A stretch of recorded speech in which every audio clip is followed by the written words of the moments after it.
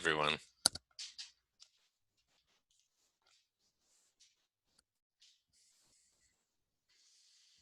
I hope you had a good weekend. I don't know. I hope life is okay.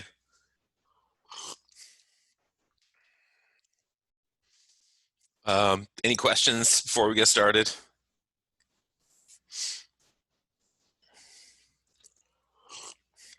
All right, let me cue up the slides.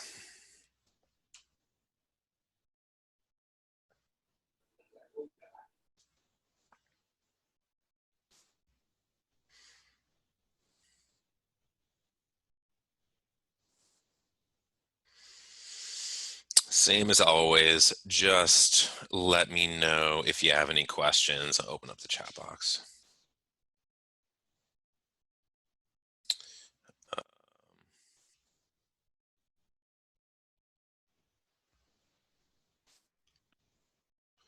All right, so just, yeah, like unmute and chat. You guys know the drill. If you have any questions along the way. Otherwise, we will get started. So we don't have that much left before the exam. We're here, right? September 14th. So we have this week, Monday, Wednesday, Friday, and then the exam is this coming Monday. And I haven't written it yet. I don't know what it's going to look like. It is going to be mostly multiple choice, I'm sure. There'll be a few fill in the blank stuff like that. I have no idea. I'll come up with it I'll write it over the weekend. So I'm not sure what it's going to look like, or how we're going to do it. I'll have Nathaniel help me out there and deciding what the best format is, the best structure, format, and whatever, all of that. Just the readings. There's no new readings now. If anyone's seen Neverending Story, it's sort of a ridiculous movie, but the sort of never-ending readings, right? We don't have any for the moment. And they're going to be winding down sort of all semester, the bulk of the readings. Remember if you're going to do them, I sort of doubt anybody's doing them, but they are valuable if you want to go into this field or some comparable field. If you want to go into public health, get an MPH, a master in public health or something, and then start working with sort of communities and the public health statistics, and there are epidemiologists employed by the state of California and San Joaquin. I mean, there's the county, right? Everyone employs epidemiologists. So just remembering all of this stuff, what's epidemiology, epidemics, all that stuff. Epidemiology in the 19th century, remember that's John Snow and his fellows, his colleagues. Most people sort of antagonized him and assumed everything he was saying was false.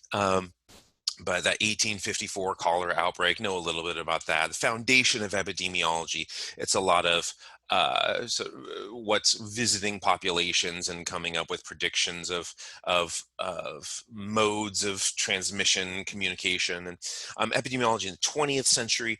Remember, we started looking at things like heart disease, and mostly heart disease, but also like cancer and diabetes and all these health conditions. So it became health and its lack, right? The absence of health, the appearance of illness and disease, and what are the predictions, what are the causes, looking at like smoking, things like that, and, alcohol, physical inactivity, all that stuff. And so getting some of these like CVD risk factors, cardiovascular disease risk factors. But it started to be about the individual rather than the population. So you evaluate a population and then start making these claims about individuals. So it starts to get a little bit hairy in the 20th century. So 1950, 1960, 1970 as epidemiological methods are being employed in that way.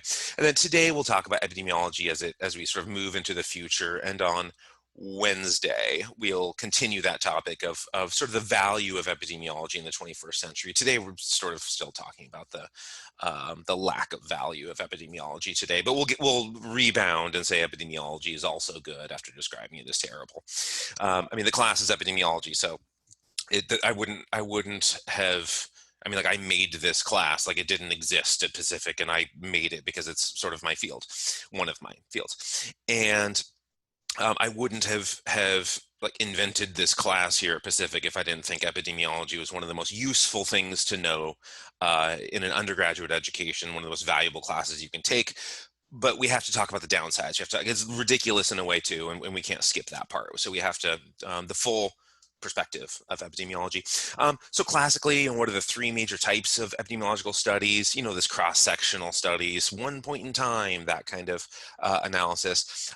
Cohort studies, take a group of people and follow them forward, get a relative risk, right? The cohort, nobody has this outcome you're looking at. The outcome of interest could be COVID, it could be cancer, it could be something positive, right? It could be a good thing, and nobody has it, but people have different exposures. You follow them forward and come up with a relative risk. And then case control studies, you get this odds ratio. You look backward. People have a thing or they don't have that thing. Whatever the outcome is, you have a group that has it and a group that doesn't have it, and then you look backward. So those are sort of the three major epidemiological frameworks that we have. And in this class, we're going to move beyond that and do more prediction modeling. It's mostly regression analyses is what we're going to do. But the foundation of epidemiology, you have to have that in place. For anything you're doing, you can't just get to the cool stuff and skip the foundation. Otherwise, you'll be terrible at the cool stuff. To do physiology well, you have to have a good background in biology. You can't just go straight into muscle physiology and have sort of human performance and hypertrophic signaling and what caused it without a background in biology and cell signaling cascades and stuff like that. And so you have to build a strong foundation before you erect any of the cool monuments. Put in all the rebar so the building doesn't fall down when you erect it. So epidemiology, remember, you take a population, and a population is the entire population of something. The entire population of hockey players, fine, that's a population. The entire population of Little League baseball players, fine, right? The entire population of women in the world, fine, like 4 billion or something, fine. The entire population of HES students at Pacific, fine, whole population.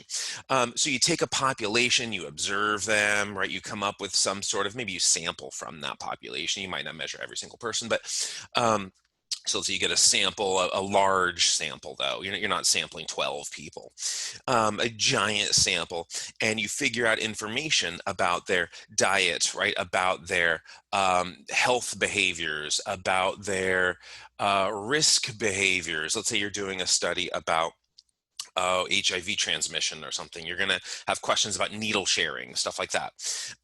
You get all these behaviors figured out. And then, but you don't manipulate anything. You don't change anything. You don't intervene. You don't apply a condition or prescribe placebos, nothing like that. All you do is notice, right? You just observe and document. You write stuff down, and then you do a bunch of math about it, and you make these conjectures, right? These big sweeping assumptions and kind of bold statements and say, oh, this caused that. And as soon as you start making these giant statements, you usually publish wrong stuff unless you shield it with limitations, that you announce all of these limitations and present it in a very defensive way. Most epidemiologists end up at some point embarrassing themselves with their publications if they don't publish, if they don't shield themselves, right? If they don't put on this armor of, I could be wrong, these are preliminary findings, the correlations don't account for everything. There are a bunch of sentences that you want to say. Further investigation falls outside of the scope of this particular question, but here, this one relationship, not accounting for potential confounders. You really phrase things in a cautious way, and then epidemiology becomes enormously valuable. But the problem in history, as we've been talking about, is we have analyses on the level of the population, and then we start making claims at the level of the individual. And so we all remember the Angelina Jolie, at least according to the news that I read once upon a time, and I've just assumed it's true, got a prophylactic double mastectomy. If that's not the case, let's just, for the sake of the argument, say it is. Anyone can look it up and see if that's true. And according to, I don't know, like pop ephemeral rumor, TMZ or whatever that show was called, like that level of sort of Facebook sharing. Okay, so she had a prophylactic double mastectomy, and because she got these BRCA, breast cancer genes. She had these mutations, and it's associated with about half of women who have these mutations get cancer. It's like by the age of 70 or something. I mean, it's not like, by the age of 40. Um, and so, but when you see this statistic, this epidemiological statistic, population-based statistic, the population of women who have BRCA mutations, 50% of them get it. That is not the same thing as saying, I have a BRCA mutation, I have a 50% chance. You could have a 0% chance, well, not a zero, but you could have like a 1% chance. You could have a 99% chance. It depends on numerous individual factors, some known knowns, some known unknowns, some unknown unknowns, right? There's all sorts of confounding variables. It's very specific to the individual. Now, maybe she had more information. She certainly had more information about herself than I have about herself. And so she may have been at the higher risk end owing to other risk factors too, a family history, something like that. Now, when we look at breast cancer incidence, I mean, this is classic epidemiology of what populations are more susceptible to breast cancer, what are potential associations in sort of a causative direction. There's no real cause and effect, but we can surmise something parallel to cause, some access road toward cause, right? And is it diet, is it lifestyle, something like that. An identification of risk factors, that's a primary outcome of epidemiology. And you remember this study, you don't need to know anything specific about it, but it was like, be short and take baths and don't smoke and exercise, and you won't have breast cancer. Now, the major point is there are characteristics in these women that associate with breast cancer, right? That associate with either protective or higher incidence, but that doesn't really mean anything about the individual. You can take that information and be scared about it or be mindful. But the odds of occurrence in a population are not the odds of occurrence in you, right? You have individual factors. And a nurse's health study, just know it by name. It's a huge, one of the biggest epidemiological sources in the world. It's a US study, it's run out of Harvard, started in 76, and I don't know, 300,000 people, men and women now. It started with just a bunch of women, but men and women now. And a few dates, right? So Walter Willett took over in 1989. He's still very involved, but they just, these enrollment stages that they're having, this is ongoing. They're still, you can go to the Nurses Health Study website, and they're enrolling people now. Like, we'll take your name. Are you a nurse and willing to participate? I mean, so they're enrolling today and continuing to follow people forward, follow them forward year after year, right? So it's a cohort study. The Nurses Health Study is a cohort study. And so what we're getting from this study, there's tons of statistical methods being used, but relative risk cohort, right? That's the thing that you think about. But they're doing a bunch of regression modeling in these that they're not just calculating a basic relative risk. Now, remember this, Gary Taubes, right? He's not a scientist. Walter Willett is like a massive, brilliant scientist. Gary Taubes is a great writer, right? He's this sort of pop science writer, sort of on the fringes of science. He's assimilating a lot of data that are out there, and is sort of just a media guy, just a news guy. But he makes a really good point. He actually is a really good writer, but he makes a really good point about, the folks from Harvard got it wrong, not most times, but every time. And that's a little bit of an exaggeration. There are some accuracies that have come out of these major epidemiological studies. But they get it wrong a great deal of the time. This question I noticed that many studies identify as quantitative and qualitative in terms of methods. Yeah, so quantitative and qualitative. Quantitative, you're enrolling, everything we're going to talk about is quantitative. There will be a day where we talk about qualitative. Qualitative, so far, the only things we've talked about with qualitative are case reports, case studies, case series, sort of case series, you can almost start getting more quantitative, but certainly case reports, sort of medical kind of miracles or medical anomalies or medical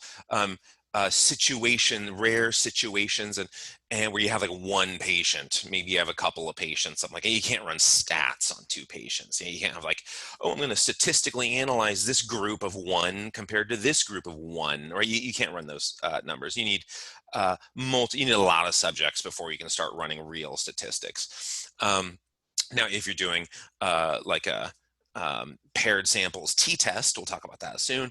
You're just looking at the same people tested twice. I don't know, get 10 people, and it can be convincing enough if the magnitude of effect is big enough. We'll get there. We'll get to that. But qualitative doesn't involve a bunch of stats, right? There's no relative risk or odds ratio. There's no regression. There's no t-test. There's no ANOVA. There's no chi-square. There's no correlations of any kind. Qualitative is just writing about stuff. Gary Taubes is a qualitative guy right here. This is qualitative. He's just writing about stuff. He's not running statistics, right? Quantitative, you're running statistics. It's not just reporting numbers. Reporting numbers, everyone does that all the time, everywhere.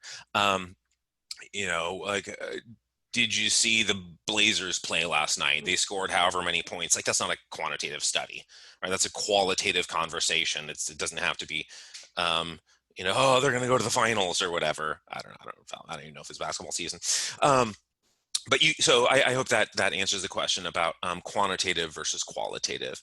The Nurses' Health Study, super, super quantitative, but it is epidemiological. And when you start comparing it to randomized controlled trials, experimental trials, both quantitative. I work with quantitative mostly in this. Yes, I do. I'm super biased. So it's really helpful in life as you go forward. The question was, do you work with quantitative mostly? And this course, I guess, but I am a quantitative guy. Most qualitative studies, my bias is really going to come. I'll be grinding my axe on that when qualitative comes out, because it's like impossible to publish and they're always false. But take that for what it is. That's a quantitative guy saying that. If you ask a basketball player what the best sport is, they're going to say basketball unless they hate the sport. Like their parents make them play or something like that. Andre Agassi is sort of famous for this, being like hating tennis and being one of the world's greatest of all time. But we overvalue the things we ourselves do, or we have talent in, or we're pursuing, or our careers are based on. Our lives, we sort of overvalue those things compared to the pursuits of others. And so I'm biased, right? I'm a quantitative guy. Qualitative is fine. There are great qualitative researchers out there. There's great qualitative research. I don't care for it, right? But you don't have to share my bias. I assume most of you will, because I think I'm right. But I know many people who are qualitative researchers, and they do a phenomenal. Peg Cicolella, she does qualitative research, and she does a phenomenal job. Look at her law case reports. They're wonderful, really well written, really compelling. She uses a law outcome and writes about this intersection of the legal discourse and sort of some indictment over here and what the ruling was over there, and then the intersection of where physiology might be applied. That's qualitative and it's great. I just don't do that kind of research. But I'll talk about it, but realize that I'm biased when I'm talking about it. You're more than welcome to love it more than I do. But when we start looking at epidemiology versus randomized controlled trials, remember epidemiology says estrogen, everyone on estrogen, put your pets, put husbands and pets on estrogen, put your kids on it, right? I mean, if you have like an ant farm, like sprinkle estrogen all over, it's wonderful. It reduces the risk of every adverse thing. And then I'm exaggerating. I assume you get that. But when you look at the randomized controlled trials, you see the opposite. You see like, well, we put people on placebos and they do better. So maybe estrogen isn't good. There's a difference between between the people who take it, the people who are proactive, the people who are, remember Leslie Knope or Nopes or whatever her name is from Parks and Rec? She's really organized, and she makes sure her to-do list gets done every day, and she takes care of everything. And that type of person who's taking care of their bodies, taking care of their health, taking care of their everything from finances to prescriptions, or taking care of, that person is going to do much better. They're going to fare better. They're going to have fewer adverse, health events. The type of person who, that's really the bulk of the problem with epidemiology, is it can't quite answer that question, the type of people who. It can't eliminate that variable from the confounding from the sort of cast of confounding variables, and it's a huge one. So do fruits and vegetables, should you eat a ton of these to reduce the risk of cancer? Sure, probably, but we don't have good data that says yes, good data that say yes here, because it's a bunch of epidemiological data. Now, I would say very likely. The answer is likely yes, fruits and vegetables do have an effect of warding off cancer. Is it as strong as government advice it would say, or sort of biased people would say?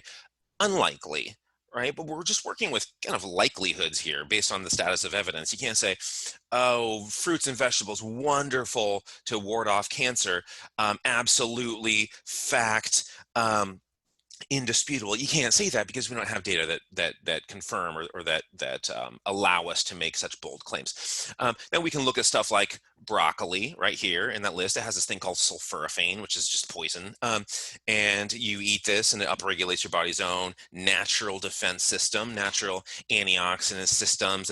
And if you expose yourself to carcinogens right after eating broccoli, you seem to have a protective effect. There are bench science ways of looking at this, and then there are epidemiological ways of looking at this stuff, but we don't have the randomized controlled trials to really answer those questions with a lot of certainty. You can't have bold statements with a shouting voice saying it is fact, right? That you can't really do that because we don't have that level of evidence. And it's the type of person who is eating these things matters a great deal, because we used to think vitamin E was the most wonderful thing in the world. We used to think, let me rephrase that. We used to think vitamin E was among the wonderful things in the world. And sure, it still is, right? It's a great antioxidant, it's fat soluble. It has more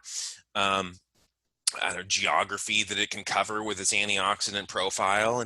But you see these New England Journal of Medicine, top journal in the world. Now, year by year, depending on the metric, how you're looking at journals, who cares? This is sort of the top journal in the world, really, is New England Journal of Medicine. And you see a couple of studies from Walter Willett, and in men and women, and tons of them, tens of thousands, right? We see vitamin E improving heart outcomes, right? Lowering the risk of coronary artery disease and heart attacks and all that. But then you test it, right? We talked about this. You test it in a randomized controlled trial and you don't find that. Same thing with vitamin A, right? Or beta carotene, a precursor to vitamin A. So same thing with vitamin A, essentially, I'll just call it, where you see in the cohort studies, epidemiology proper, you see a reduction in risk, and in randomized controlled trials, you see an increase in risk. And lately, all this like meat is terrible, meat's horrible. And I mean, I could make a case that, I don't know, kind of, the farming, like KFC is maybe responsible for more, suffering than any other organization that's existed. Assuming that like chickens are capable of sufficient suffering. Man, they're horrible. I mean, that's a really corrupt, terrible organization, KFC. I mean, you can just look it up. There's a great book called Eating Animals. It sort of goes into a lot of this by one of the Foer brothers, Foer. And fine, you can make that case that vegetarian diets are much more ethical. Yes, I'm with you. I'm patting your back and everything. I'm patting your bony back because it doesn't have enough meat on it because you're not eating meat. But this connection with meat and cancer, it's similar to eat your carrots and ward off cancer, right? Well, the type of people who are eating carrots, right, they're like deliberately eating eggplants and carrots and tomatoes every day. I got to get my lycopene, got to get that tomato in. And the people who are consciously, very deliberately, Leslie Noping themselves into those behaviors are also getting better sleep, right? I slept like 4 hours last night. That's tough, right? Somebody who's more health conscious and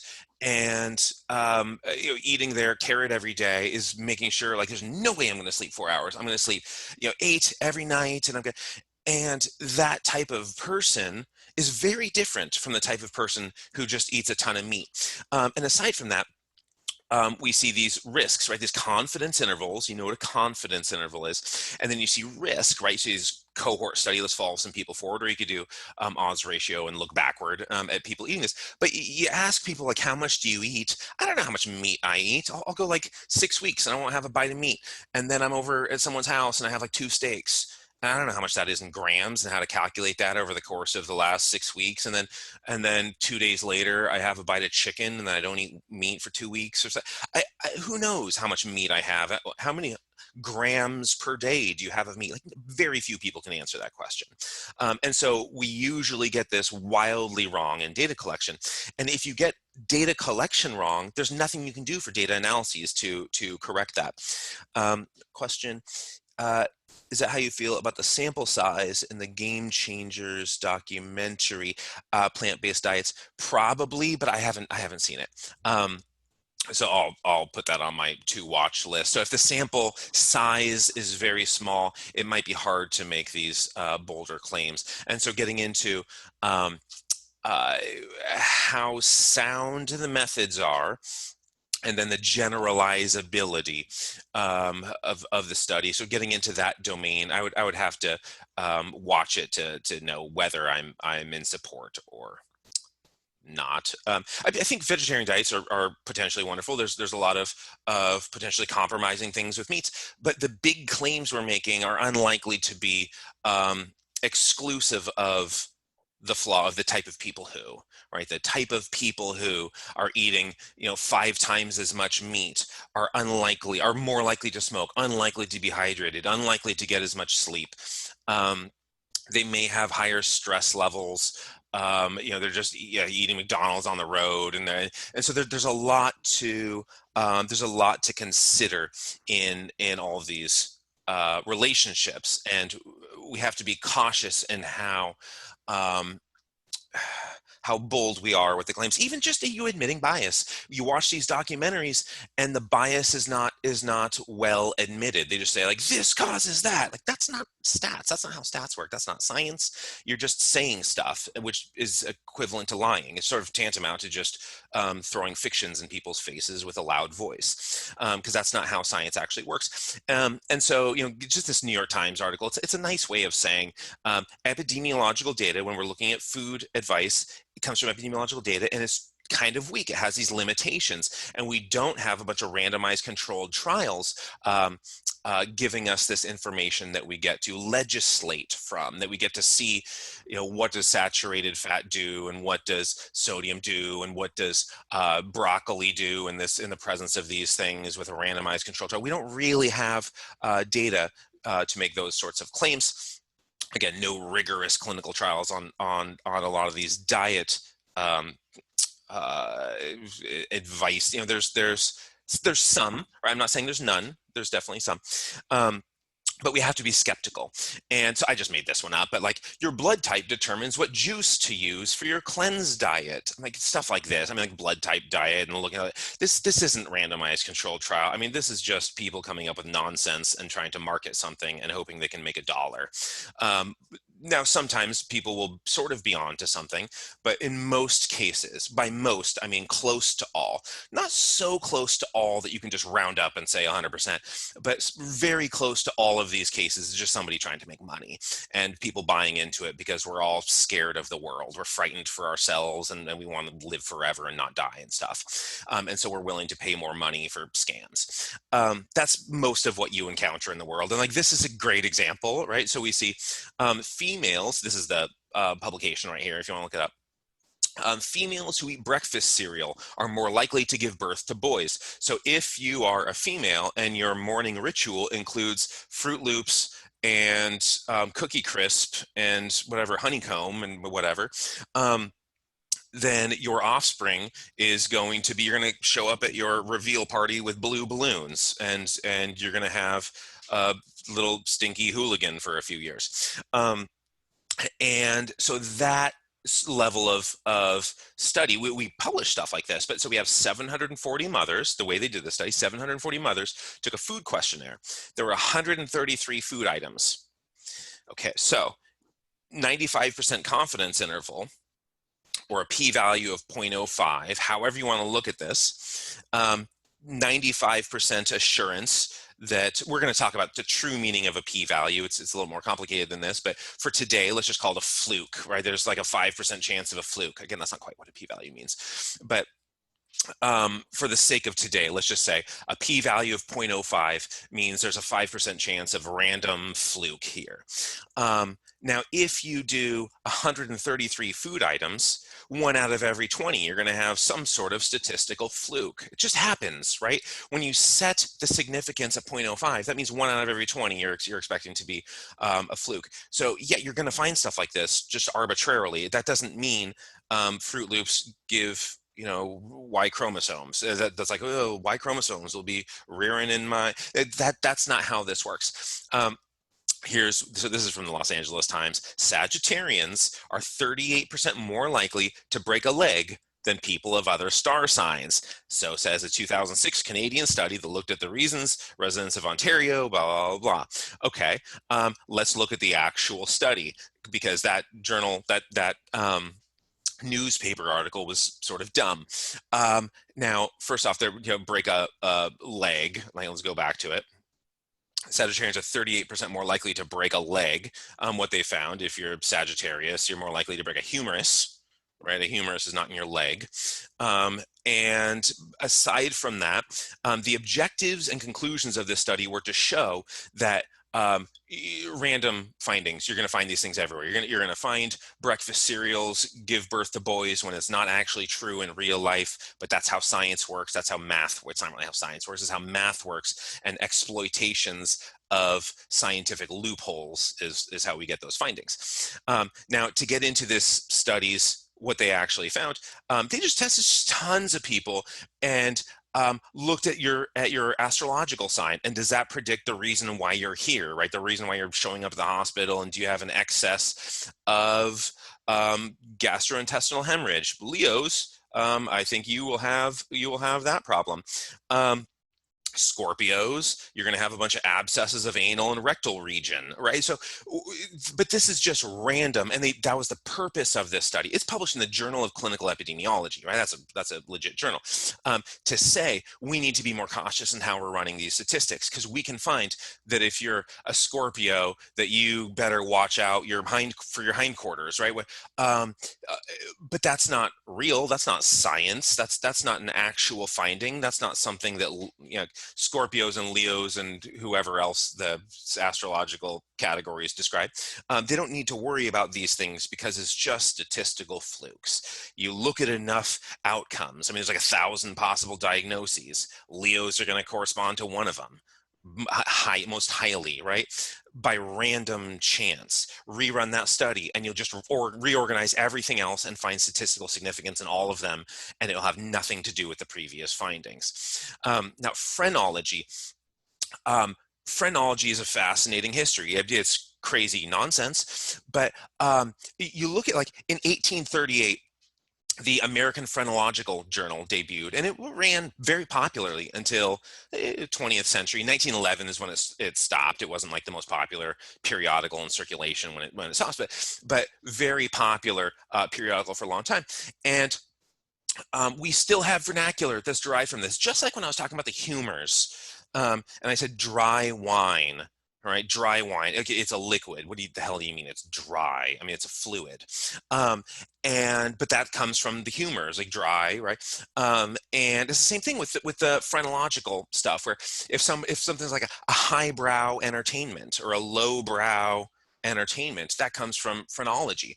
A shrink right? That this is a phrenological term. Somebody's well-rounded. I mean, these come from this, but it's correlations. They find these correlations, and does where your brow live on your face, does that determine IQ or criminality or inclination to be I don't know, an obstetrician versus a lawyer?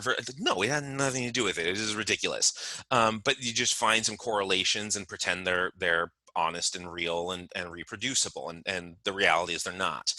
Um, and so again, with all of this stuff, what I want you to be able to do is understand spurious correlations, what the hell that means, right? You find correlations with everything, and you're going to find statistical significance everywhere, and it's not really true. Um, you're going to have 1,000 dreams and more, whatever, and one of them comes true, and like, oh, my dreams come true, or whatever. Like, well, yeah, you had like 999 that came like false, and they were just crazy gibberish, and you're paying attention to the one that came true. Just like when these animals are predicting the Super Bowl, okay, you had 30,000 zoo animals predict the Super Bowl. 15,000 of them got it right. Why are you baffled? That's how numbers work. I mean, there's a great way of scamming people where, let's say it's like horse races or something, and you can do it with email. People used to do it with like envelopes, where you just write, you get 1,000 envelopes, and now email is cheaper, but you send out like 1,000 predictions of who's going to win. It's like 12 of them, right? And you just predict every single one of them, and then send out like send out like 1,000 of all 8 or however many horses there are, and then just to the people you sent that last email to, ignore all the ones you got it wrong, and now you have a group of 1,000 people you got it right. Now do the same thing again and say, oh, this horse is going to win, and then you get it wrong with most of them, but with a few of them you get it right, and then just keep doing that. And then the person's like, wow, this person has got it wrong, gotten it correct 4 times in a row. What are the odds? Well, they guessed all of them, and just like mass emailed people with this, and then you can get people to invest in you. And so the exploitations of people's belief, where people will arrest our belief and probabilities and logic and rationality, we will arrest reason to look at the clouds and think it looks like a castle or a dinosaur or something, right? Again, that patternicity, apophenia, we're so ready to believe. And so epidemiology finds a couple of correlations, and then suddenly everybody thinks it's true. So like respiratory distress syndrome, give them nitric oxide. Okay, let's do randomized control trial after randomized control trial after randomized control trial, and that is not the case, right? It's the same thing with vitamins, E and A, and all of these contradictory findings. So 1974, there's this hypertension medication. They found that it increased breast cancer by twofold to fourfold, right? So the odds of getting breast cancer. Let's do some case controls and figure out the odds of getting breast cancer, and it just turns out to like not be the case. But they're data dredging, so that's I'm not going to ask about data dredging on the test, but this idea of cleaning out the river, like dredging, it's what the picture is, right? Cleaning out the riverbed, scooping up the weeds and the mud and the sediments along the bed of all this, and that's what epidemiologists are commonly doing today. It's just like, let's just find any correlation anywhere and just scoop it up, and then something, we're destined to find something in here, but that's not really how science should work. And another little cartoon, again, none of these are funny, but they're kind of cute and they illustrate a point. Jelly beans cause acne. Scientists investigate and say, no, P is greater than 0.05, right? Jelly beans don't cause acne. No. It's a certain color that causes acne. And so they start testing the colors. This is just like, I didn't make this cartoon. We found no link between purple jelly beans and acne, or brown, or pink, or blue, or teal, or salmon, that's gross, or red, or turquoise, or magenta, or yellow, or gray jelly beans, that does not sound appetizing, or tan, or cyan. Oh, green, we found a link between green jelly beans and acne. Let's test the rest of them, didn't find anything. And then the news comes out and says, green jelly beans, linked to acne, 95% confidence. Again, this is breakfast cereals making women give birth to boys. I mean, that's the same thing here, where there's no scrutiny, right? There's no statistical honesty saying like, look, we tested 20 different flavors. We tested 20 different flavors, and we ran the stats such that a 95% confidence was required for us to accept, to reject our null hypothesis, accept our alternative, accept our finding. And that's 1 out of 20. We tested 20 things. 95% confidence is 1 out of 20 times you're going to find this by random chance. And that's what they found by random chance. Now, this isn't real. This is just a cartoon, but this is what people do in real life. And so then it starts to look like this. Like you just spin the wheels, right? Coffee causes depression in twins, right? Now, when you look at these, it could be anything, right? But you have 8 outcomes here, spin it, and you're looking at a correlation between coffee and heart disease, coffee and breast cancer, coffee and spontaneous remission, coffee and glaucoma, coffee. There's 8 here, there's 8 here. All right, we have 64 possible relationships. Multiply by another 8, right? We have a whole journey to take here. We're at 512. So if you just have p is 0.05 random chance, I mean, you're going to wind up with like 25 significant findings, and none of them are likely to be real. And so this is the problem with analyzing correlations for correlation's sake. And even when we talk about correlation and causation, not the same thing, everyone still does it. We're just so inclined to do it. Remember that Michael Shermer quotation, the guy who's talking about patternicity, that we are so inclined to find patterns and stories and things, whether a story exists, whether a pattern exists. It doesn't matter because we're storytelling creatures. And so people will talk about this all the time. You'll encounter this before the year is up. You'll encounter this argument. Again, you've encountered it multiple times before. What's causing the rise in obesity? Year by year, we're seeing increases in obesity, childhood obesity, adult obesity, obesity-related illness, whether it's diabetes, metabolic syndrome, heart disease, stuff like that. The increase year by year, what's causing this? And people immediately go to correlations, right? Well, energy intake, look how much food people are eating. That's going up year by year. It's like a perfect relationship.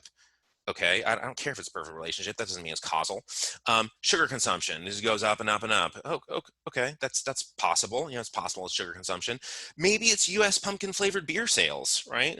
Look at the Washington Post. This is what we get. That's going up. Obesity's going up. Maybe it's just about pumpkin beer, right? There's a correlation. There's a strong correlation, and nobody's buying into that. Maybe it's the number of internet hosts. That's the same relationship as you look at obesity and the number of internet hosts.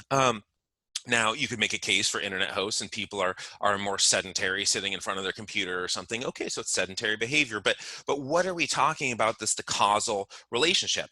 Like total retail eye patch sales at independent mall kiosks among U.S. adults. That's the same relationship. It's like the exact same because I made it up. That one's not real. But here's let's go to real ones. This is, if you go to this website, I'll show you a few of them. There's a ton at this website and they're hilarious, but it's illustrating a point, right? Number of people who drowned by falling into a pool correlates with films Nicolas Cage appeared in.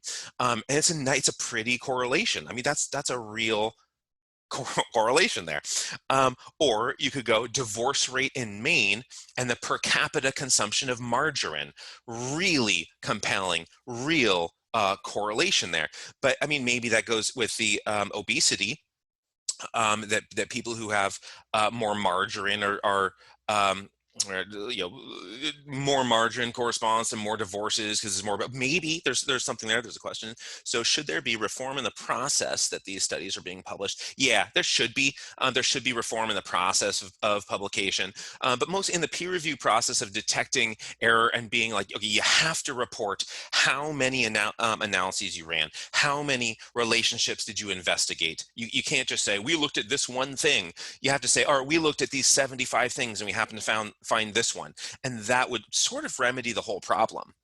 I'll get there. I'll get there. So per capita cheese consumption correlates with number of people who died by becoming tangled in their bed sheets, right? That's a pretty close, I don't know what happened in 2008. Other than that, right, we have a pretty tight correlation, but nobody thinks eating cheese predisposes you to death by strangulation in your sheets. But there's really strong correlations. So remember Karl Popper, Sir Dr. Karl Popper, right? The method of science is a method of bold conjectures, cheese and dying in bed sheets, right? Drowning in a pool in Nicolas Cage films. Bold conjectures include how much are you eating and are you obese? That's a bold conjecture. Like we assume it's reasonable and rational, and it sort of is, but there's still a boldness to it because it doesn't consider all sorts of variables about the type of people who and why are you eating more food? Did you get a labor intensive job? Are you in a growth spurt? Are you a burn victim? Burn victims just need like 10 times as many calories, not 10 times, they need way more calories. And so it doesn't consider a bunch of variables. So bold conjectures, and then you have to follow with ingenious and severe attempts to refute them. You can't just make the conjecture and move on. You have to try to refute these things. And in the is Ricky's question um, about reform in publication, we should be reporting how many analyses we ran, the types of questions we were exploring, how many variables we ruled out and ruled in, and how we went about it. The sort of time course, the atlas of the trip. Because otherwise it looks like the trip was point A to point B, but it might have been point A to, in Excel where it's like, BC and then like BD and BE. And then it's like you get into the like CA, CB, CB. I mean, like that's the course. It's not just A to B. It's like A to, QB. But people don't report that. So they think it's a straight shot when actually it was this very circuitous and labor intensive way of illustrating that finding. So, it's been proven that cheese creates cancer. Like, okay, this is so crazy. That it's exactly as crazy as Nicolas Cage killing people by his films, making them drown in pools, or eating cheese and suffocating in your bed sheets. That movie What the Health, it's the equivalent. Like if you watch this thing and the claims that are made with such certainty when there is no certainty to be had, right? And so sort of the science starts to get a bad name. Now a lot of this ends up being marketing, where people love wine. We love wine. We love chocolate. We're going to talk about both of these a little bit more in the future. We'll talk about wine. We'll talk about chocolate and some of the efforts to support these in the literature. But wine has a thing called resveratrol in it. Red wine, especially grapes, have it. You just eat a grape and you're going to get it too. And wine obviously is coming from grapes. Where's the resveratrol coming from? But like, no, we have to get it from wine. Drink wine. You're going to prolong your lifespan.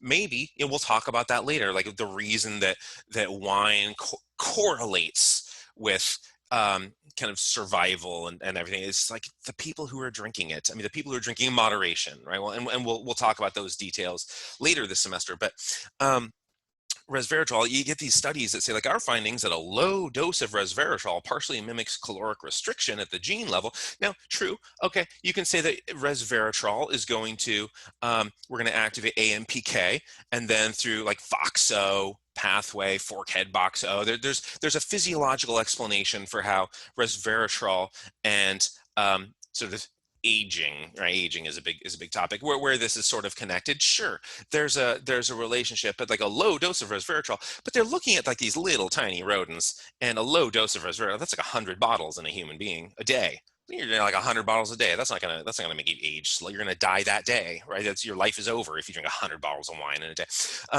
And so we have to be cautious about how some of these things are being reported and where the bias lies, because people don't like to report biases. People like to convince others. We don't really care about accuracy and honesty. We like to win. We go into arguments wanting to win. When we realize our argument is wrong, we dig our heels in deeper and raise the volume of our voice. And that's why whenever you see, like in the presidential debates, they're coming up, when someone raises their voice, I'm pretty sure they're wrong. It's a good time to distrust them when they start raising their voice. When they get irritated and they're all agitated, and you can hear the volume starts to go up, and well this, and I whatever, like, okay, there's no reason. You don't have to shout the truth, you just have to say it, right? And so most people are so eager to win arguments, they don't really care about science. But the purpose of this class is to care about science, right? To care about accuracy, to care about integrity in the information that we keep, and the information that we share, what we believe. We have to have integrity, we have to have honesty with those things. Otherwise, we're all sort of idiots. Now, this is like the last time I was on Facebook. This was like 2017. The reason I hate these websites is IFL Science. I fucking love science. like that's not science, right? It's just whenever somebody encounters something, whoa, cool, they say, and they share it. Like that's ridiculous what you just shared. That's like the opposite of science. And so websites like this are just drive me crazy because it's like 1 in 10 shares has it's like the enemy of science. And so it gives people the wrong idea of what's true and what's false. And so this is something that came off of this. And so posted by them on April 27th, 2017 in the afternoon. I took these screenshots on May 5th, 2017. So it was about a week, under 8 days. It was almost exactly a week. Over 40,000 shares already. Maternal grandmothers smoking correlated with autism diagnosis. And so what they were saying was children whose maternal grandmother, not paternal grandmother, not paternal grandfather, not maternal grandfather, just maternal grandmother, and also not mother and father. Just this one person smoked during pregnancy over particular years are more likely to be diagnosed with autism. So everyone's always looking for ASD, autism spectrum disorder. Everyone's always looking for these causes. And sure, maybe there's some environmental stuff. There's probably more recognition today than there used to be. It could have just 50 years ago, maybe there was just as many cases, but it was just like, that's the weird one, right? People don't, like most conditions, people didn't really have good diagnostic criteria or an ability to characterize things accurately and respectfully and helpfully, right? And so today we're much better at characterizing phenomena, whether it's chronic fatigue syndrome, that's no longer the lazy one, right? We have these different or like fibromyalgia, the person making shit up, like that's not true. We know a little bit about how fibromyalgia works, and I talk about it a little bit in 147, but we now have diagnostic criteria, and so that's a lot of the increase in identification of these things. Just like we can identify more, hurricanes and so because we have like detection technology and earthquakes and stuff. It's not that there are infinity more than there used to be, although there are more than there used to be, but it's not like that much more than used to be because we just have detected them so much better. That said, we're still looking for causes, and what it said was in scientific reports, the sample of 14,500 children born in the 90s. And then they started looking at, but like scientific reports, that's a real journal. That's good, that one. I mean, impact factor of 5, right? That's serious. And we'll talk about impact factors later, but that's a good journal. And so I pulled up the actual journal because now I'm curious. Like this just sounds ludicrous. I'm gonna pull up the journal. But once in a while, ludicrous thing does get by. And so, although there is considerable research into the genetic background of autism spectrum disorders, environmental factors are likely to contribute to the variation in prevalence over time. Sure, yeah, no, I buy that. And then it sort of goes on with, the type of people, what they're looking at. And, we show an association with actual diagnosis in the grandchildren of a maternal, grandmother who smoked, and, dramatic increase reported the prevalence, and it just sort of goes on talking about what the experiment is, but it followed 14,000 children from birth. It followed them, so that's moving forward. So you think cohort study, right? Moving forward, you think cohort study, we're tracking them over time, but then they're looking backward at a grandma, so it's not really cohort in that same sense. It's more of a case control.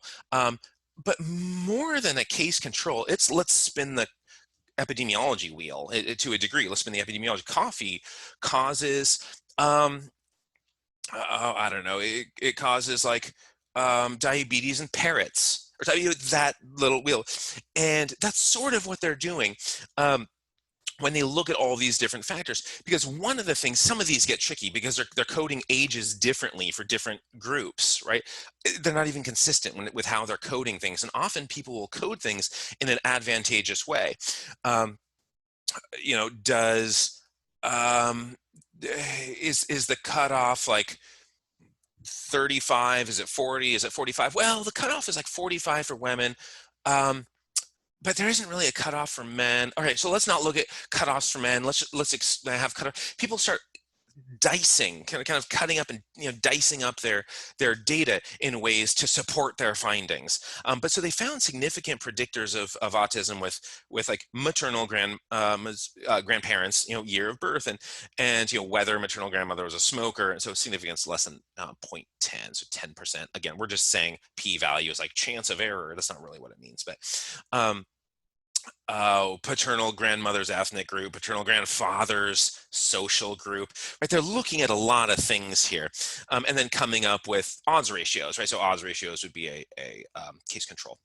Um, in terms of the statistics, so they follow people forward, which you think cohort, and then they do the odds ratios for like a case control.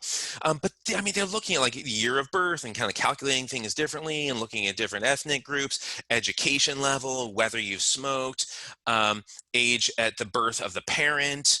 I mean, just all of these different variables. So this is what it actually looks like overall.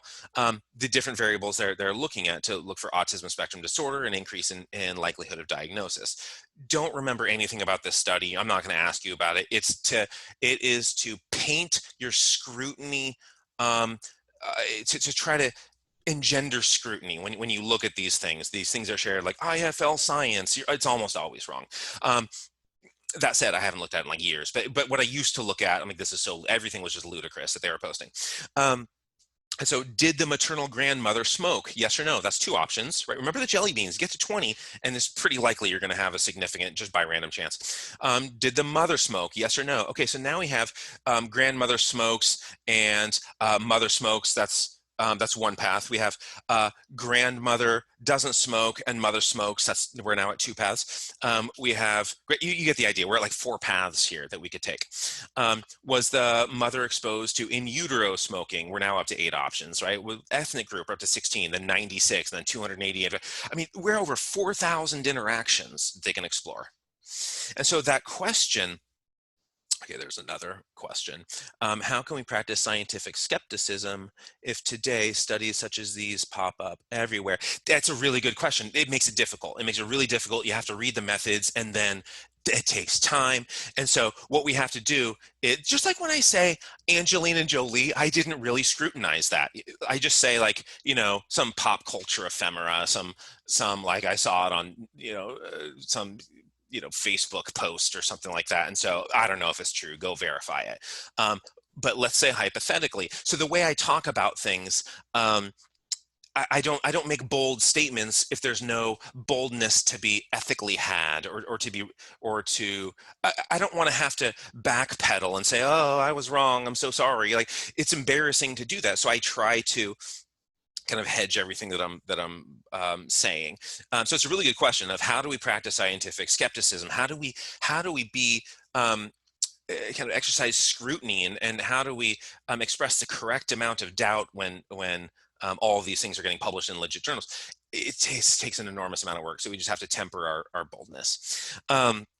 Until publishing standards, and we'll talk about why publications actually do this a little bit later in the semester, why all these incorrect publications are coming out. There's a reason that it happens, and it's a problematic one.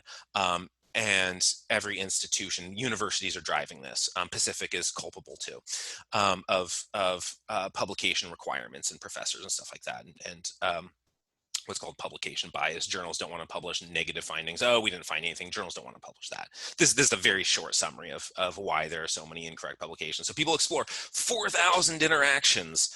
Yeah, man, you're going to have a lot of significant findings by random chance. I mean, just a ton of these things.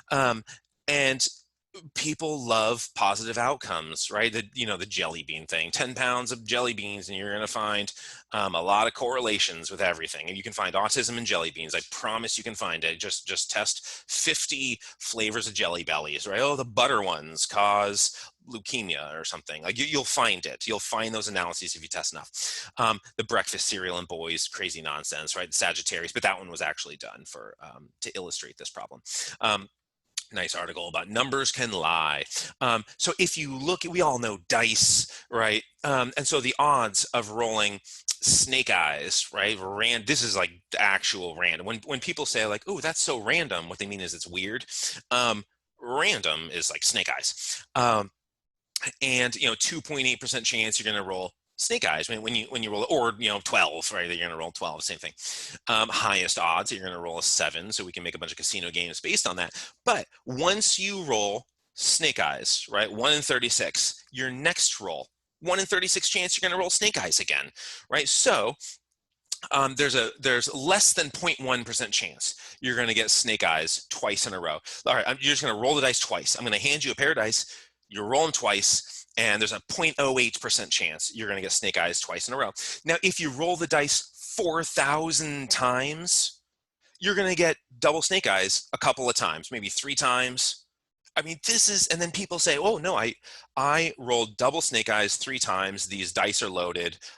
This is a fallible experiment, or the odds look profoundly different. If you don't say, I rolled the dice 4,000 times. I looked at 4,000 possible interactions, and that's how I came up with maternal grandmother smoking causes autism. I rolled the dice 4,000 times, and I found double snake eyes a couple of times here. That's really what we're looking at. Now, what I'm not saying is that maternal grandmother smoking has nothing to do with autism diagnosis. That sentence is not coming out of my mouth. What's coming out of my mouth is there's a ludicrous way of arriving at that. And they need to admit that a little bit more boldly. Now, it may be true, and it's important that that stuff gets published. It's important that it says, hey, look, we just looked at smoking and grandparents to see if there's a sort of a generational skipping here, right? If you're sort of leapfrogging a generation. And we did find that, right, in one of them, right? We looked at both parents and all the grandparents and paternal grandpa and grandma and maternal grandpa and grandma, and we found one of those people. That's important to publish because that might be true. It might be, but making bold claims after looking at like infinity interactions is not a way of demonstrating that in a believable way. Now, somebody else has to come along and be like, all right, we're gonna look at this through Italian populations and Norwegian populations and Spanish populations and like Congolese populations. Like, fine, somebody else needs to come along and look at this. And my hunch, I'm not convinced, but my hunch is it's not really the same finding that they found in this study. I'm not saying that's the case. I'm just saying they ran a lot of interactions and found some what appears to be random chance. This article, again, you don't need to know these articles, Deming data and observational studies. This is W. Edwards Deming. He's just a statistician. He doesn't, it's a guy. This is a guy, data and observational studies. And they show something really interesting in this study. So there is now enough evidence to say what many have long thought, that any claim coming from an observational study is most likely to be wrong. Wrong in the sense that it will not replicate if tested rigorously. So that's sort of what I'm saying about this grand maternal smoking is it's unlikely to be replicated. I'm not saying it won't be. I'm not saying it's false or that it won't be replicated. It doesn't seem likely given the methods of the study. Now, all this, like, startling but true.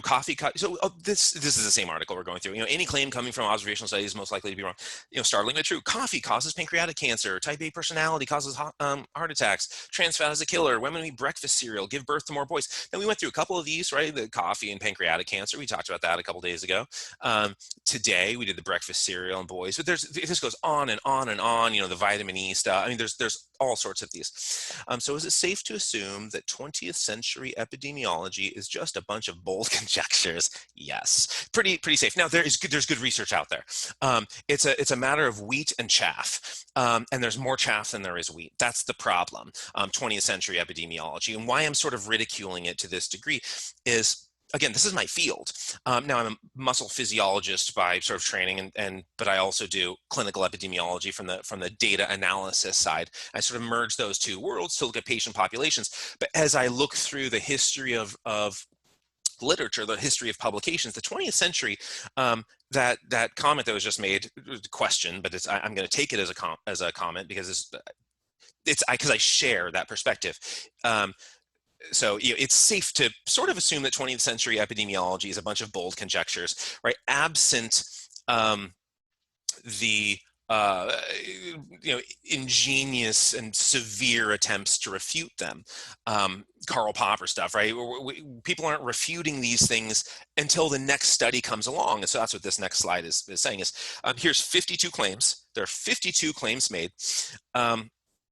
on, vitamin E and beta carotene and hormone replacement therapy. We talked about all that stuff. Low fat, vitamin D, calcium, folic acid, B vitamins, selenium, hormone replacement therapy again.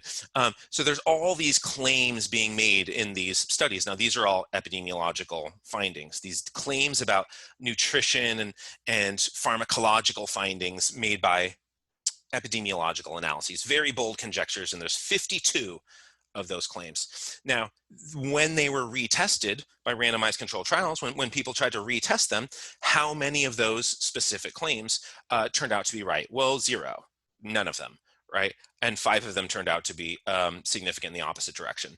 So now this is sort of cherry picked, right? Sort of a hand picked selection of these claims, but these are sort of some of the biggest claims that were made.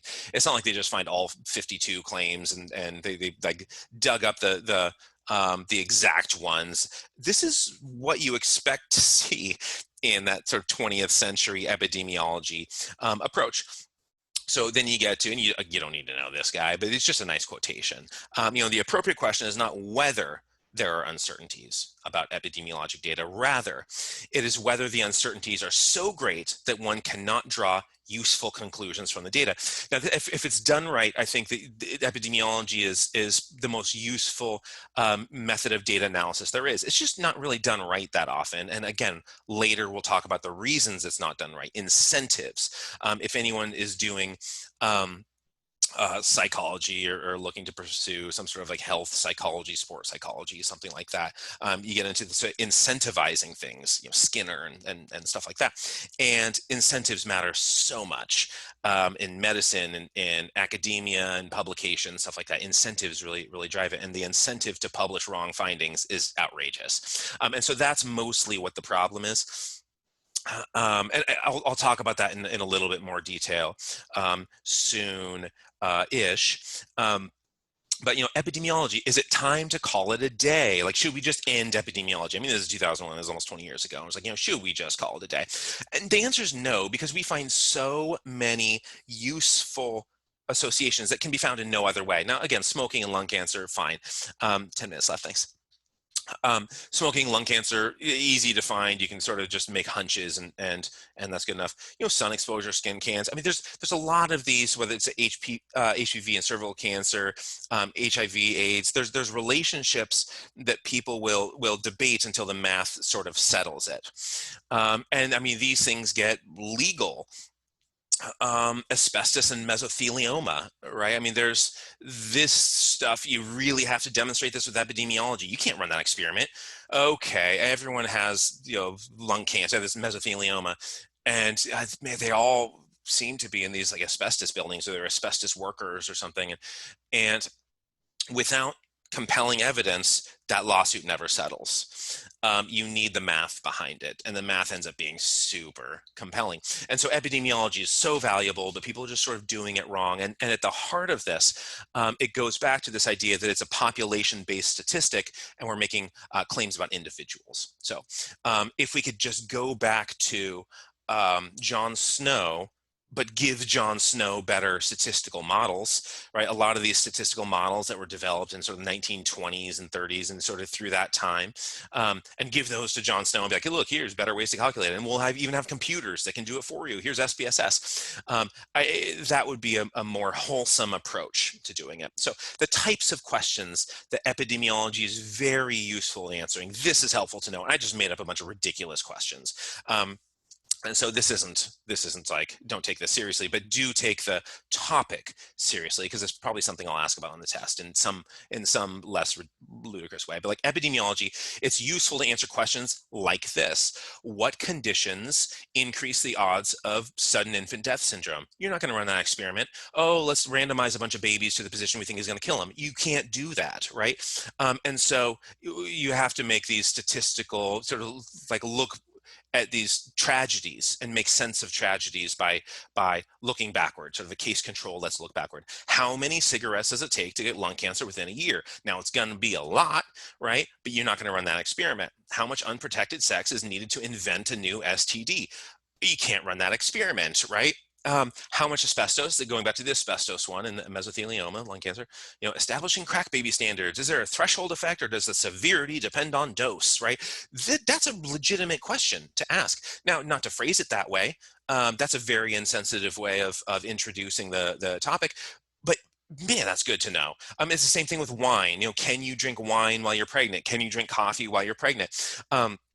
That would be helpful to know if there's some minimum threshold, or it's like, oh, you go up to this amount. And that would be helpful to know. People just don't run, you don't just like, run an experiment where you randomize people to drinking a ton of alcohol during pregnancy.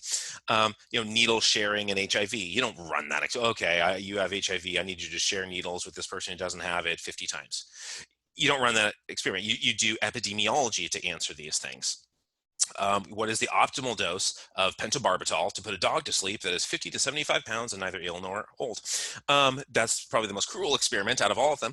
And you can't, okay, I hope my internet is working. It just said my internet connection is unstable. I hope you can still hear me. So anyway, there are plenty of questions that, like, wouldn't it be similar? I was sounding robotic for, okay. Wouldn't it be similar to the grandma cigarette thing? Yeah, you can't randomize people to the grandma cigarette experiment. Randomizing people to smoking classes, you can't do. So you have to answer that with epidemiology. It's unsettling when they look at 4,000 interactions. Now, I don't know how well they explored those interactions. Not as well as looking at some central questions, but. So the types of questions that epidemiology is really good at answering is stuff that you can't run with a randomized controlled trial. If you can run a randomized controlled trial, run it, do it, great.